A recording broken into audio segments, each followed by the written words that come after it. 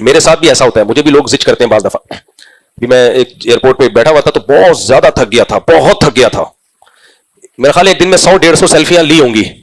آپ بتاؤ ایک آدمی کے ساتھ 100-150 سیلفیاں جب ایک دن میں لی جائیں اس کی حالت کیا ہو جائے گی. تو میں جب ایئرپورٹ پہ آ کے بیٹھا, میں نے ایئرپورٹ میں کسی جاننے والے سے رابطہ کیا کہ مجھے کسی اکیلے جگہ پہ بٹھاؤ جہاں کوئی نہ ہو, میں بہت زیادہ تھک گیا ہوں. رات 2 دن سے جگہ ہوا بھی تھا, بیانات کا سلسلہ تھا, بہت میں نے کہا تھک گیا ہوں, میرے ساتھ کسی سے ملا نہیں جا رہا. تو انہوں نے مجھے کہیں اکیلے میں بٹھا دیا, کسی نے دیکھ لیا, وہ صاحب دوڑتے ہوئے آئے. کسی دوڑتے ہوئے آدمی کو بھگانا بڑا مشکل کام ہے. میرے ساتھ آ کے بیٹھ گئے. پہلے تو اس کو ہٹایا, گارڈ کو بولے میں بیٹھنا چاہتا ہوں, تشریف رکھیں. پھر وہ ایران توران باتیں, دیکھ بھی رہے میری آنکھیں سرخ ہو رہی تھیں جاگ جاگ کے نا, دیکھ بھی رہے میری آنکھیں کیا ہو رہی ہیں, سرخ. باتیں کیے جا رہے ہیں, یوں فلانا ڈمکانا, میں یہ جھوم رہا ہوں. پھر مجھے کہتے ہیں میں نے آپ کو زچ تو نہیں کر دیا مفتی صاحب, کہیں میں آپ کو تنگ تو نہیں کر رہا. میں کیا بولوں گا, نہیں ماشاءاللہ بڑی خوشی آپ سے. میں یہی بول رہا تھا, نہیں ماشاءاللہ بڑی خوشی آپ سے مل کے, بہت مزہ آ رہا ہے جی ارشاد. پھر وہ بتانے لگے یوں فلانا, وہ فلانا نہیں ہے مجھے. میں نے کہا نہیں ہے. کہہ رہے ہیں. میں نے کہا اچھا پھر ہے, پھر آپ خود ہی بول رہے ہو نہیں ہے, کبھی بولتے ہو نہیں ہے, کبھی بولتے ہو ہے. مجھے ایک لفظ سمجھ میں نہیں آ رہا ہے بیچارے کیا کہہ رہے ہیں. وہی بات ہے, لیکن میں اگر ذرا سا بول دوں گا یار میں تھکا ہوں آپ چلے جاؤ, تو پتہ ہے کیا ہوگا, زندگی بھر کے لیے ایک اسٹیٹمنٹ کہ مفتی صاحب جو ہیں بیان میں تو بڑے خوش مزاج نظر آتے ہیں, ریئل لائف میں جب ان سے ملنے گئے تھے تو انہوں نے ساتھ بیٹھے ہوئے آدمی کو اٹھا دیا. اب ایئرپورٹ پہ تو گارڈ بھی نہیں ہوتے نا ساتھ میں, تو ساتھ بیٹھے ہوئے آدمی کو ساری, تو اس لیے ہمیں تحمل ہی کرنا پڑتا ہے. میں نے کہا جی ٹھیک ہے, بیٹھا رہا ایسے بیٹھا رہا.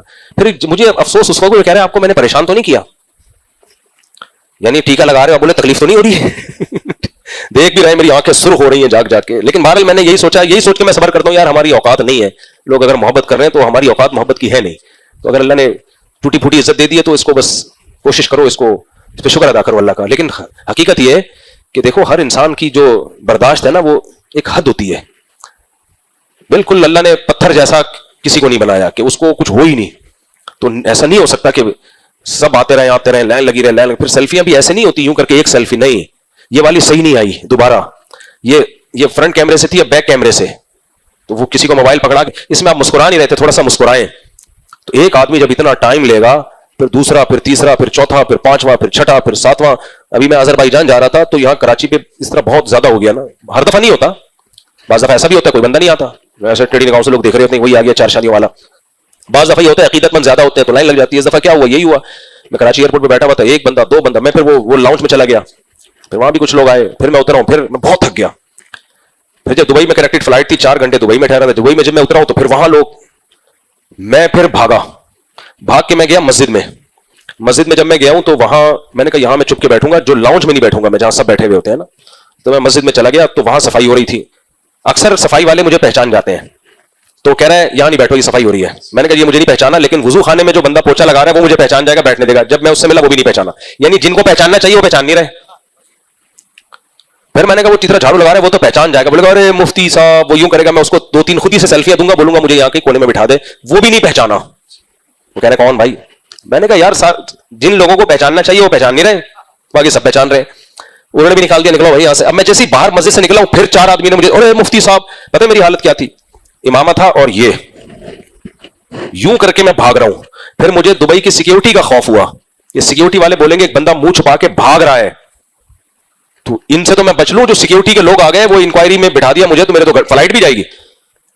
تھوڑی دیر میں یوں کر کے بھاگا, 3-4 آدمی میرے پیچھے لڑکے انڈیا کے تھے ماشاءاللہ, بھاگ رہے. میں آگے تکڑ, میں نے ٹن مارا, واش روم میں گھسا ہوں. میں دیکھا تو لیڈیز واش روم, وہ لڑکوں نے پیچھے بولا یہ لیڈیز واش روم ہے, بھاگا. پھر میں واپس مسجد میں بیٹھا ہوں, جھوٹ نہیں بولوں گا, ویسے بھی نہیں بولوں گا انشاءاللہ, مسجد کے باہر بھی ہوتا, لیڈیز واش روم میں افراتفری میں. پھر میں وہاں سے واپس آیا, وہ چاروں نے گرفتار کیا. میں نے کہا جی, میں بدتمیزی نہیں کرتا کسی سے بھی, بدتمیزی نہیں, میں نے ایک سے بھی نہیں کہا کہ نہیں یہ کیا ہے مذاق بنانا, مسکرا کے ہاں بڑی خوشی آپ سے مل کے. خود سوچو تکلف کے ساتھ اتنی گھنٹوں مسکرانا اور ہر ایک سے یہ کہنا مجھے بھی بڑی خوشی ماشاءاللہ, کہاں سے پورا پروٹوکول دیا ان چاروں کو. ان کو میں نے کہا کسی کو بتانا نہیں یار, انہوں نے کہا نہیں بتائیں گے. پھر میں دوسری مسجد میں گھسا, پوری پیک ہوئی تھی, وہ سب جنازوں کی طرح لیٹے ہوئے تھے اس میں. میں وہاں جا کے جیسے ہی بیٹھا ہوں نا, میں نے کہا یہاں کوئی نہیں پہچانے گا, اب تھوڑا سا لیٹتے ہیں, ادھر لیٹنے کی جگہ نہیں تھی, کہیں گھستا ہوں.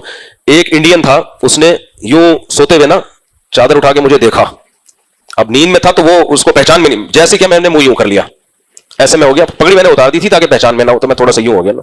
اس کو شک ہوا, اس کا خیال تھا کہ ایسا کیسے ہو سکتا ہے یار, یہ یہاں بندہ آ گیا. چادر جیسے اوپر کی میں نے یوں کر لیا. پھر ایک دوسرے کو میں نے دیکھا یوں منڈی اٹھا کے یوں جیسے کر رہے ہیں, میں نے پھر ویسے. آدھا پونا گھنٹہ یہ کھیل میں نے کھیلا ہے. اتنے میں وہ 4 بندے 2-4 لوگوں کو اور لے آئے. ابھی آدھا گھنٹہ گزرا ہے, صفائی والا آیا, بھائی صفائی کرنی ہے یہاں سے باہر نکلو. تو وہی ہوا پھر جب میں آذربائیجان سے واپس آ رہا تھا تو میں نے دبئی میں کسی جاننے والے کو فون کیا. میں نے کہا بھائی میرے کو دبئی میں نا ایئرپورٹ پہ 4-5 گھنٹے رہنا ہے, کوئی ایسا کمرہ مجھے دلا دے جہاں جنات بھی نہ ہو. اس نے, اللہ اس کو جزائے خیر دے, اس نے میرے لیے کمرے کا انتظام کیا. سیکورٹی گارڈ کا کمرہ تھا, مجھے گھسا دیا اس میں, بالکل ایسے منہ چھپا کے نا, ایسے جیسے کچھ اشتہاری مجرم کو نہیں لے جا رہے ہوتے, اس طرح لے جا کے کمرے میں بٹھایا. اب آپ آگے سنیں کیا ہوا. کہانیاں سنانے کا شوق نہیں ہے, صرف یہ بتا رہا ہوں کہ بڑا مشکل مسئلے ہوتے ہیں یہ. تو اتنے میں وہ جو سیکورٹی گارڈ کی کوئی خاتون تھی, اس نے کہا کہ نوکیا گیٹ. میں نے کہا جی. کہتے ہیں کوئی آپ کے جاننے والے آپ سے ملنے کے لیے آئے ہیں.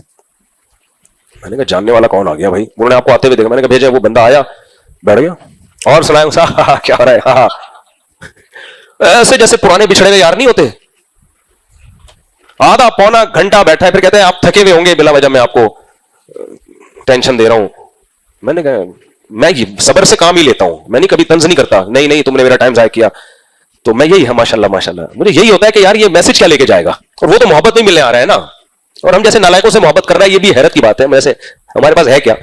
تو بیچارہ ایک عالم دین سمجھ کے, تو میں یہی سوچ کے صبر کرتا ہوں یار, ہم نہ ان کو ہم سے کوئی پیسہ چاہیے, نہ ان کو ہم سے کوئی کاروباری مشورہ ملے گا, صرف دین کی بیس پہ محبت کر رہے ہیں, تو اب برداشت کرو. کیا خیال ہے, بہت سے نفرت بھی کرتے ہیں تو کچھ محبت بھی کر رہے ہیں, تو محبت کی قدر ہی کی کوشش میں بیٹھا ہوتا ہوں میں. تو آدھا پونا گھنٹہ بیٹھ کے گیا ہے. پھر وہ اس گارڈ میرے لیے کھانا, وہ جو سیکورٹی گارڈ تھے, کھانا منگوایا, بھوک لگ رہی تھی, کھانے میں بھی وہ بیٹھنے لگے تھے. تو میں نے پوچھا ہی نہیں, تو کیونکہ میں نے اس لیے پوچھا, میں نے کہا میں بول دوں گا نا کھانا تو کہیں گے ہاں یہ گھنٹہ بیٹھ جائے گا یہاں پہ, تو میں نے پوچھا ہی نہیں. تو انہوں نے بھی شکر ہی نہیں کہا, ورنہ بہت سے لوگ کہتے ہیں آپ کے ساتھ کھانا کھانے کا بھی ایک ایکسپیرینس ہو جائے, علماء کا بھجا ہوا کھانے میں بڑا ثواب ہے, تو میں کیا کر لیتا.